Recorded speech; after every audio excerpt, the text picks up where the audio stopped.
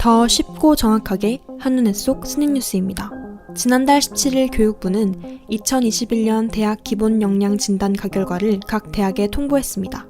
우리 대학은 해당 발표에서 일반 재정 지원 대학에 미선정되었고, 미선정된 대학은 2022년부터 24년까지 정부로부터 연간 40억 안팎의 재정 지원을 받지 못하게 됩니다. 한국교육개발원이 제시하고 있는 대학 기본 역량 진단의 목적은 다음과 같습니다. 바로 대학의 자율성을 존중하여 교육의 질을 제고하고 대학을 평가하는 지표를 간소화함으로써 대학의 평가 부담을 완화한다는 것인데요.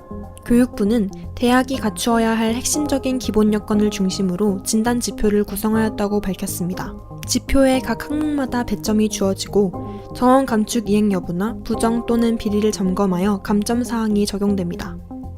그리고 이를 모두 합한 최종 합계 점수에 따라 재정 지원 대학의 선정 여부가 갈리는 것입니다.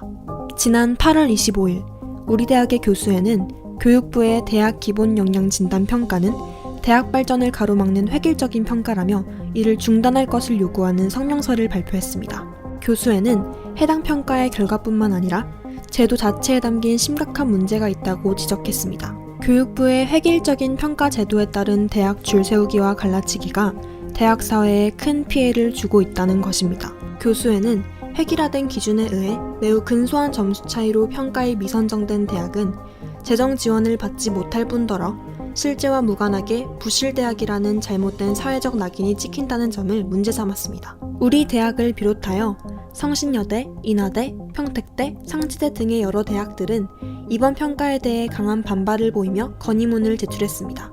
평가의 방식과 기준에 정당성이 부족하다고 보는 것입니다.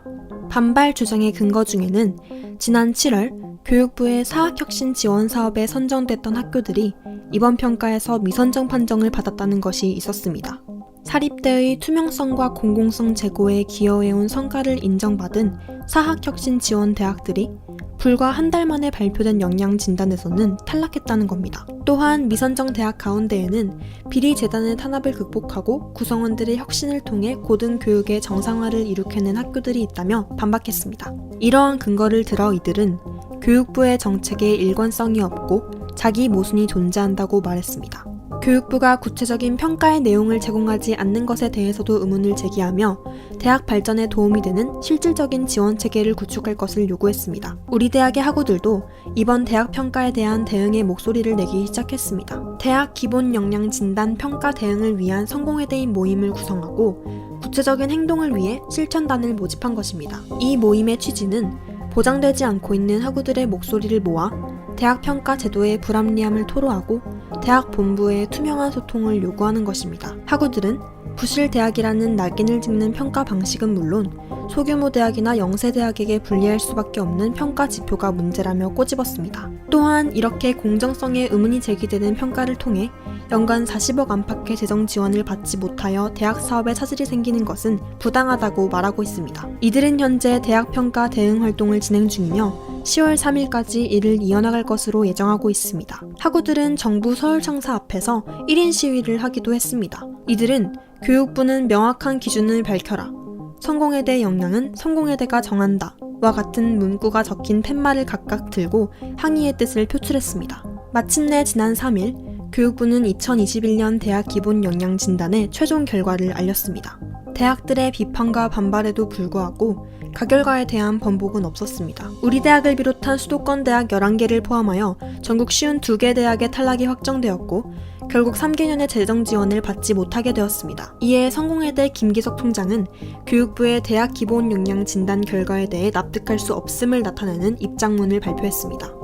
김기석 총장은 교육부 평가의 비일관성과 획일성을 비판함과 동시에 교육부가 이의신청서의 내용과 분량의 제한을 둬 실질적인 검토가 불가능했음을 지적했습니다. 또한 일정한 자격 요건을 갖춰 평가에 참여한 대학에 한해서는 평가 결과에 따른 차등 지원을 해줄 것을 강력히 요청했습니다. 우리 대학의 학생, 교직원, 동문들에게는 LMS 시스템을 통해 해당 사항과 관련된 입장이 담긴 총장 서신을 보냈습니다. 김기석 총장은 최종 결과를 바꾸지 못한 것에 대해 통감하며 학교의 향후 대응 방향에 대해 설명했는데요.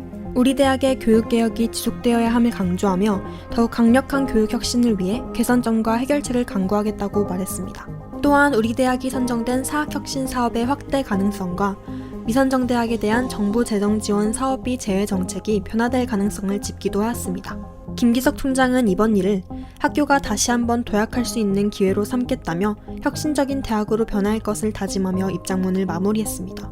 대학 기본 역량 진단 평가의 최종 결과가 발표된 가운데 일부 탈락대학은 행정소송을 준비하는 등 반발을 지속할 것으로 보입니다. 미디어센터 이호민 기자입니다.